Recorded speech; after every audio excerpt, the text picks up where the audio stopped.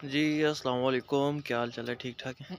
अच्छा यार, एक छोटा सा मसला जो मैंने आपके साथ शेयर करना था। आज बकरियों में नमूनिया, सर्दी लग जाती है और बुखार भी हो जाता है। उसमें फेफड़ों के मसाइल आ जाते हैं, सांस के मसले मसाइल आ जाते हैं। तो उन सब के लिए एक छोटी सी चीज़ है, तो मैंने सोचा आपके साथ भी शेयर करूँ। ठीक हो गया? तो सबसे इम्पोर्टेंट चीज़ तो यही होती है कि यार हमें बीमारी का पता हो, हमें जो मसला आ रहा है हमारे पास, हमें उसकी तख़सीस होनी चाहिए। मतलब अंदाज़ा हो कि यार इसको ये प्रॉब्लम है, तो हमने इसका हल करना है। ठीक हो गया? तो उसमें सबसे पहले हमारी बकरियों में ज़्यादातर खांसी आ रही होती है। खांसी के बाद वो सांस के मसले हो रहे होते हैं। ठीक है?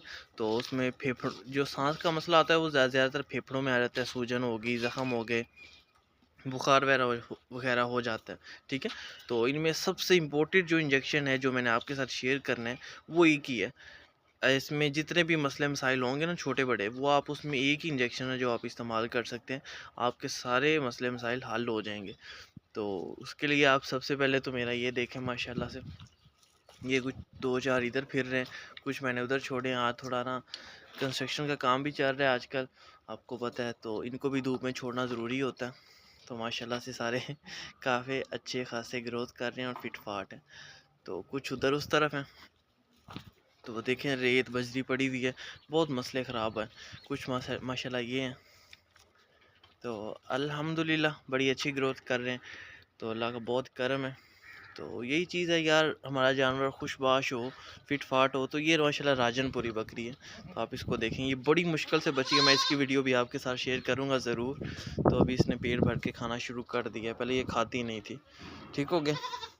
तो माशाल्लाह बड़े अच्छे जानवर, मैंने बड़ी कोशिश करता हूँ कि इनको अच्छे से अच्छा पाला जाए, संभाला जाए। तो अभी ये 3-4 दिन पहले अभी इसने डिलीवरी की है, मैंने आपको वीडियो भी शेयर की थी।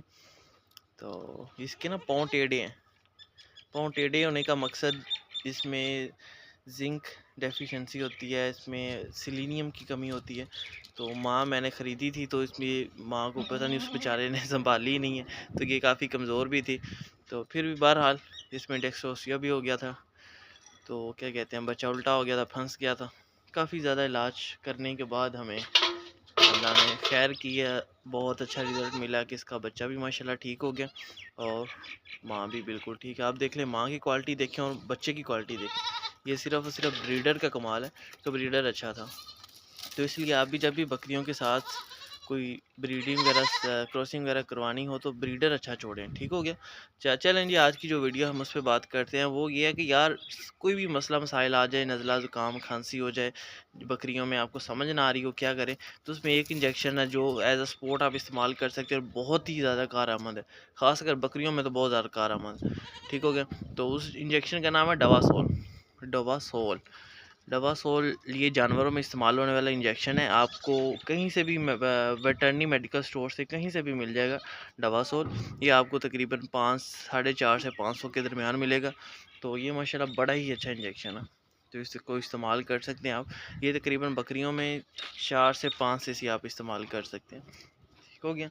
और इसके अलावा आप इसमें डवासोल इस्तेमाल करते हैं। इमीवाइकॉम आपको पता है वो कमज़ोरी के लिए होता है। अगर बकरी से ऐसे बीमारी की वजह से कमज़ोर भी हो रही है, तो आप इमीवाइकॉम भी इस्तेमाल कर सकते हैं साथ, और डवासोल भी बहुत अच्छा। चलें जी, इंशाल्लाह मिलते हैं नेक्स्ट वीडियो में। अल्लाह हाफिज़।